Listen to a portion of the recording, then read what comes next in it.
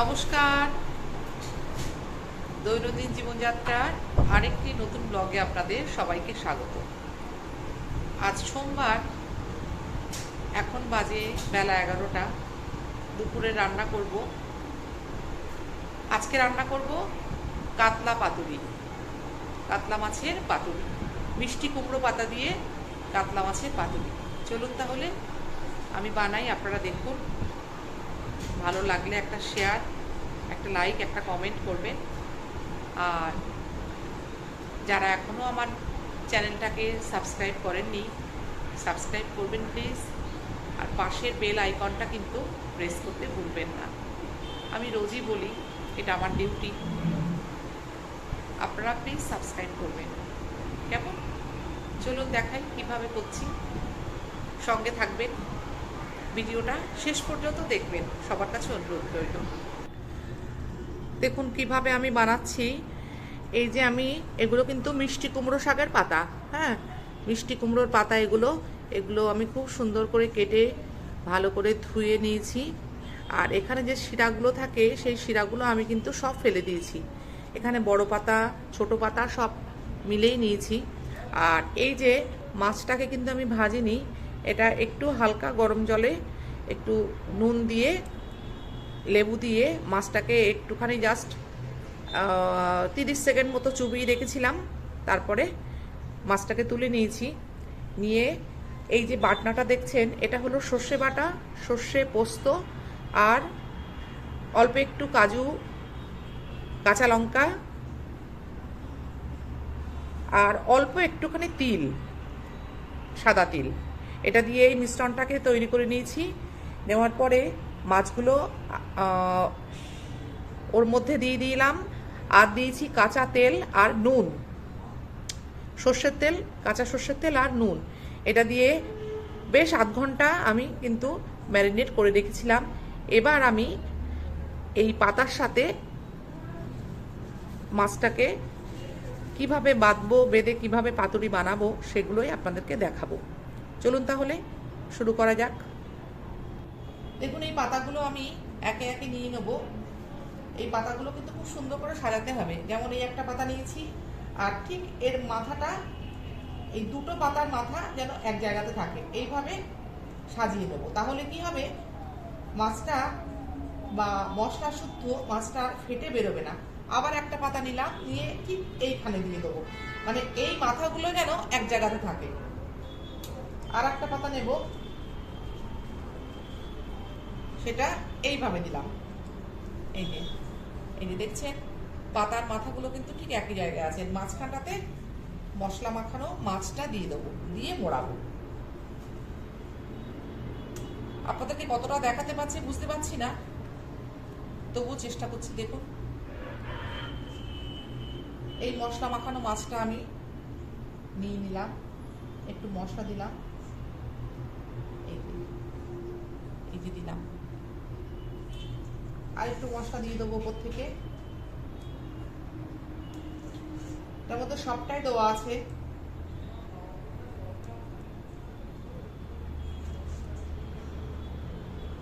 এবার দেখুন আমি পাতাটাকে উপর দিয়ে আর একটা পাতা দিয়ে দেবো। এটা একটা কচি পাতা, উপর দিয়ে পাতাটাকে দিয়ে দিলাম।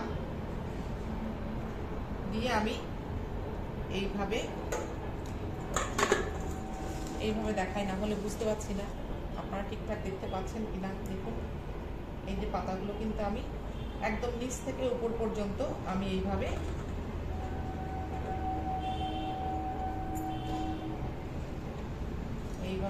দিয়ে দিলাম। তাহলে মাছটা আর ফেটে বেরোবে না। আমি কড়াতে এইভাবেই বসিয়ে দেবো। দেখুন এর নিচটাও কিন্তু খুব সুন্দর করে আটকে গেছে। আর কড়াতে গরম তেলের উপরে যখন আমি এটা দেবো, এটা এমনিতেই আটকে যাবে, এটা খুলবে না। কলা পাতা হলে হয়তো খুলে যেত, কলা পাতার ক্ষেত্রে বাঁধতে হয়। যেহেতু এটা কলা পাতা নয়, সেই জন্য এটা বাঁধার প্রয়োজন নেই। এইভাবেই আমি মাছগুলো এখন একটা একটা করে বানিয়ে এইভাবে উল্টে রেখে দেবো। প্রয়োজনে আমি আরো একটা এই বড় পাতাটা দিয়ে আমি কিন্তু এটাকে ঢেকে দিলাম। মাছের সাথে পাতাটাও খেতে দুর্দান্ত স্বাদের হয়, খুব ভালো লাগে খেতে। এই যে এই একটা হয়ে গেল, ঠিক আরও আর একটা বানিয়ে নেবো এইভাবেই। দেখুন, সবসময় এই যে পাতার মাথাগুলো যেন একই জায়গায় থাকে, এটা মাথায় রাখতে হবে। এই যে একটা বড় পাতা দিলাম,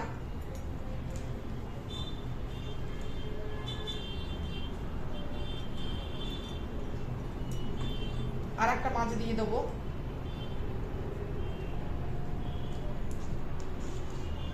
যে মশলাগুলো দিয়ে দিলাম,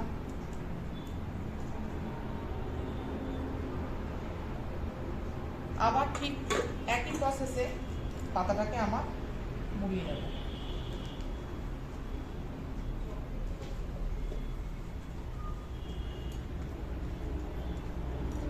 এই যে দেখুন, আবারও বলছি, আপনাদেরকে কতখানি দেখাতে পারছি বুঝতে পারছি না, তবুও এই পাতাটার এখান থেকে একটু খুলে গেছে, আমি আর একটা বড় পাতা দিলাম, দিয়ে আমি এটা খুব সুন্দর করে মুড়িয়ে নিলাম। এক্ষেত্রে কি হয়, লাউ পাতা হোক বা মিষ্টি কুমড়ো পাতা হোক, এটা একটু বেশি লাগে। পাতাটা কিন্তু ফেলা যাবে না, খাওয়ার সময় আপনাদেরকে দেখাবো। পাতাটাও খেতে ভীষণ ভালো লাগে। এই একটা হয়ে গেল, এভাবে আমি সবগুলো বানিয়ে নিয়ে আপনাদেরকে দেখাচ্ছি। আমি কড়াটা বসিয়ে দিয়েছি, কড়াটা অলরেডি গরমও হয়ে গেছে। এবারে দিয়ে দেবো অল্প সর্ষের তেল।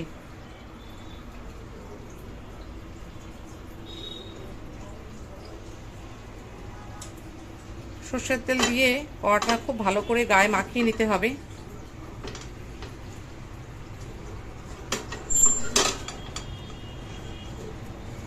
এবার আমি একটা একটা করে বসিয়ে দেবো। এই যে দেখুন, এটা আমি বসিয়ে দিলাম।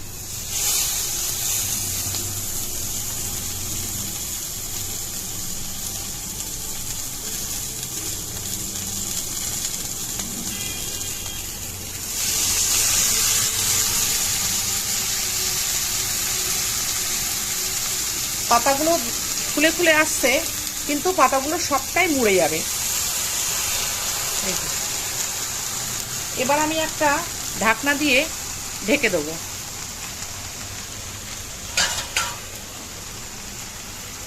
গ্যাসটা কিন্তু আমার সিম করাই আছে, এটা দিয়ে আমি ঢেকে দিলাম। আস্তে আস্তে এটা হতে থাকুক। এই যে ঢাকনাটা আমি এখন খুলে দিয়েছি, আমি আরেকটু তেল উপর দিয়ে দেবো।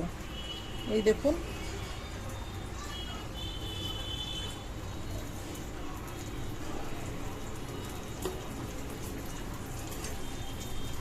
এবারে একটু হালকা করে উল্টে দেবো। আর একটু টাইম লাগবে, তেলটা দিয়েছি তো, দেখি এবার উল্টানো যায় কিনা।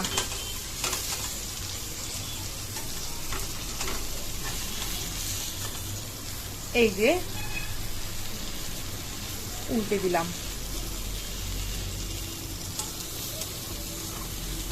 আপনারা হয়তো ভাবেন যে আমি খুব কিপটে, খুব অল্প তেল খরচ করি। অ্যাকচুয়ালি ব্যাপারটা তা নয়।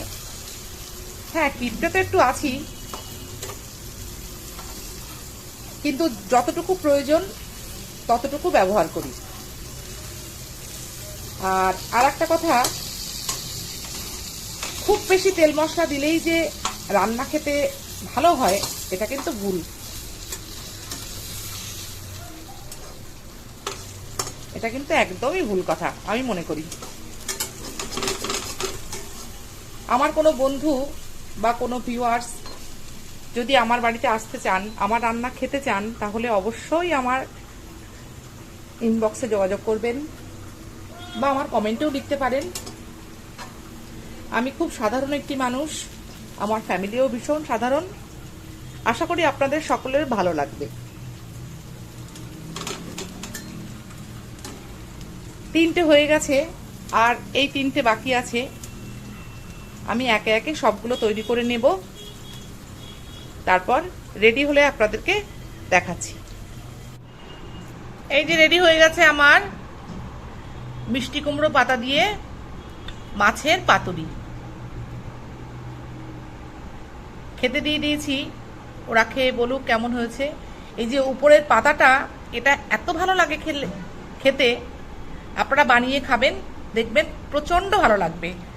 আর তখন দেখিয়েছিলাম আপনাদেরকে কড়াইটা, দেখুন এই যে কড়াইটা, এই যে এই পাতাগুলো পুড়ে পুড়ে তেলের সাথে এখানটাতে একটা খুব স্মোকি একটা ব্যাপার হয়, যেটার আরও ভালো লাগে খেতে। যে পোড়া পাতাটা থাকে, অল্প অল্প হালকা হালকা একটা সুন্দর গন্ধ বেরোয়, ওই পাতাটা প্রচণ্ড ভালো লাগে খেতে। এটা আমার থালা। মাছটা এত সুন্দর, মানে ভিতর থেকে রান্না হয়েছে, খুব সুন্দর রান্না হয়েছে মাছটা, আর খেতে যা সুন্দর হয়েছে বলার নয়। গন্ধটা তো অসাধারণ, আপনারা অবশ্যই বানিয়ে খাবেন।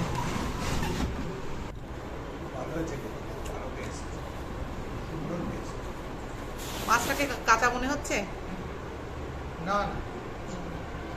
মাছটা খুব ভালো টেস্ট। আর বাবু তুই বল কেমন হয়েছে, কেমন লাগছে তোর? কোনটা বেশি ভালো লাগছে, পাতাটা না মাছটা? পাতাটা না?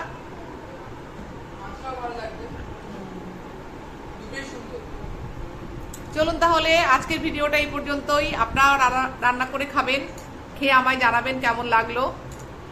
তাহলে দেখা হচ্ছে নতুন আর একটা ব্লগে। সবাই ভালো থাকবেন, সুস্থ থাকবেন।